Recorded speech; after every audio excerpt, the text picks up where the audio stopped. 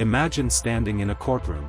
Your heart pounding, the world frozen, and a judge staring directly into your soul. Then, with just a few words, you are sentenced to death.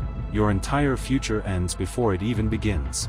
I'm not supposed to show emotion. In 22 years, I never have. This is one of the worst things I've ever seen.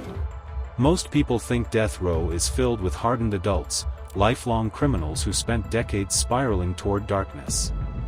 But what if some of the most terrifying crimes were committed by people barely old enough to graduate high school?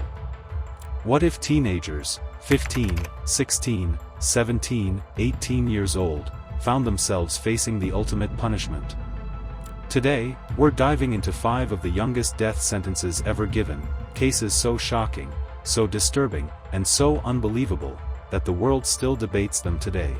I feel better now. And yet, another factor for me to consider is to punish a convicted offender by assuring the imposition of a sentence he deserves in relation to the seriousness of his offense. Before I go, please, let me just let Mom. I love you. I love you. 1. The Girl Who Kept a Skull, the case of Krista Pike. Can I please have my mom before I go? Our first case begins not in a dark alley or a crime-ridden neighborhood, but inside a Job Corps training program, where young people were supposed to build a better future. But for 18-year-old Krista Gale Pike, that future twisted into something horrifying. Krista became jealous of another girl, Colleen Slemmer, believing she flirted with her boyfriend. At first it was a teenage feud, but then it spiraled into something far darker. Krista lured Colleen into the woods behind the campus, a place students usually hung out, not a place of death. What happened next shocked the entire country. Colleen was beaten, tortured, carved with a pentagram, and left to die. But the most disturbing detail? Krista kept a piece of Colleen's skull as a trophy, something investigators said chilled them more than the murder itself. An autopsy confirmed she was slashed repeatedly with a meat cleaver and some other small cutting device, perhaps a razor blade or box opener. Authorities say she was then beaten over the head. When she stepped into court, she was only 18, yet the brutality of the crime led the judge to give her the ultimate penalty, death. She became the youngest woman on death row in the United States. To this day, her case raises uncomfortable questions. How can someone so young commit something so cruel? 2. The gang initiation that turned deadly, Pedro Espinoza. Judgment and sentence of this court, that for the crime of murder in the first degree.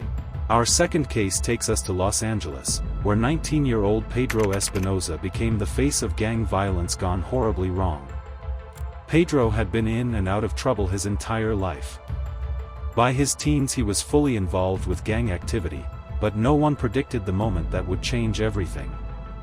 In 2008, a high school star athlete, Jamil Shaw II, was walking home when Pedro approached him. Shaw was unarmed, innocent, and only steps from his house. Pedro confronted him, asked him a gang-related question, and within seconds, shot him to death. 3. The stepfamily tragedy, the case of Marlon Joseph. This process was a qualitative process and not a quantitative one. Understanding that process, this court then assigned an appropriate weight to each aggravating factor and determined they are singularly and in combination with each other more than sufficient to justify a sentence of death as to each count of first-degree murder in this case. Next on our list is Marlon Joseph, a 19-year-old from Florida whose crime left an entire community in shock. This case didn't involve strangers or gangs. It involved his own extended family. Marlon lived with his mother, her roommate, and the roommate's 2 young daughters. Arguments broke out often. But one day, the tension exploded into violence unlike anything police expected. Marlon shot and killed the 2 girls, 11-year-old Michaela and 16-year-old Danielle.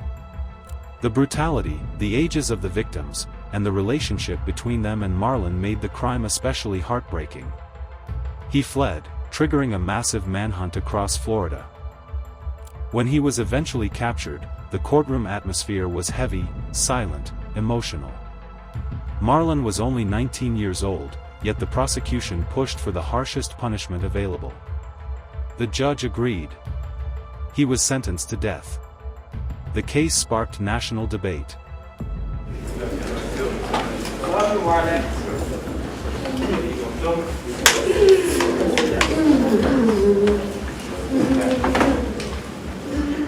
Was Marlon a cold-blooded killer?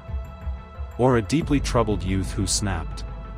Even today, many argue his young age should have spared him, but the severity of the crime left the courts with no mercy.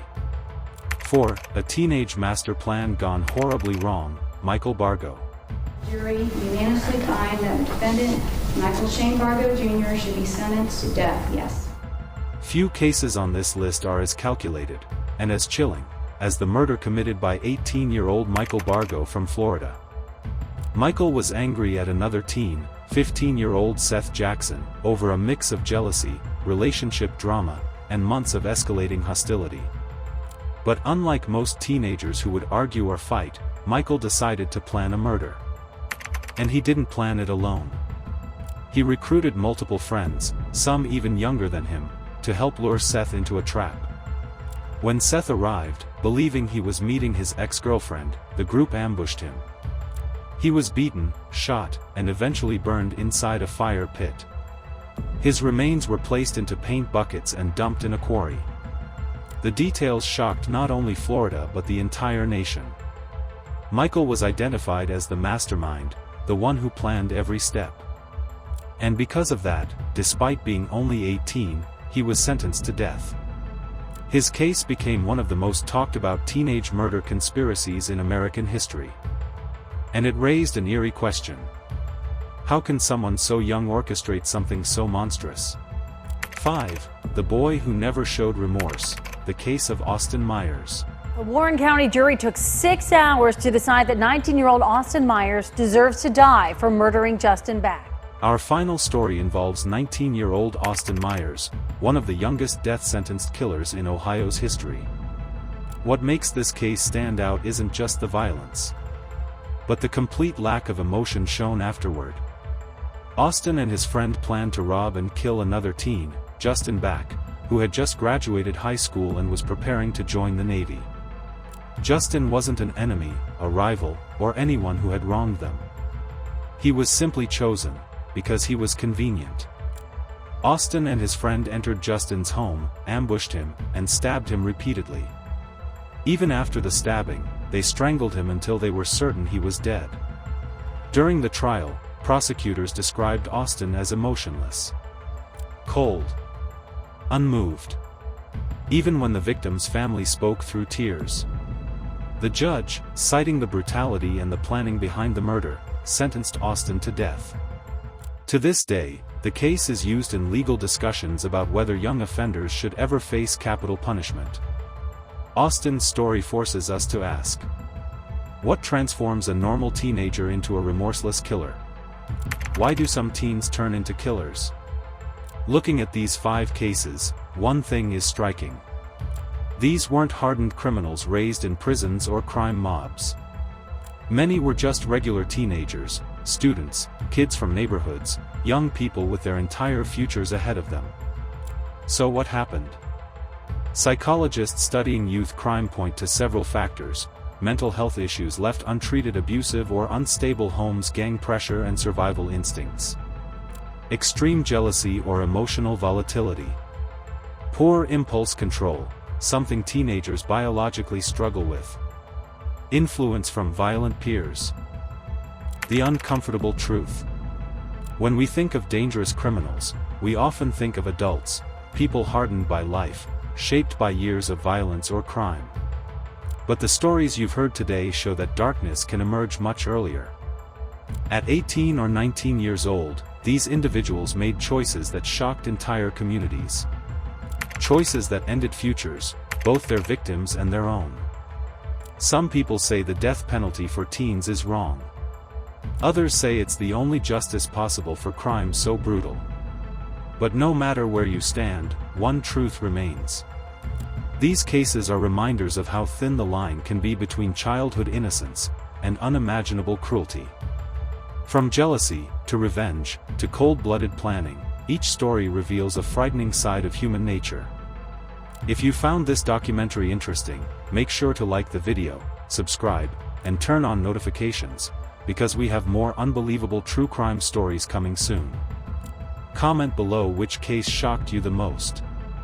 And tell us, should young killers ever receive the death penalty?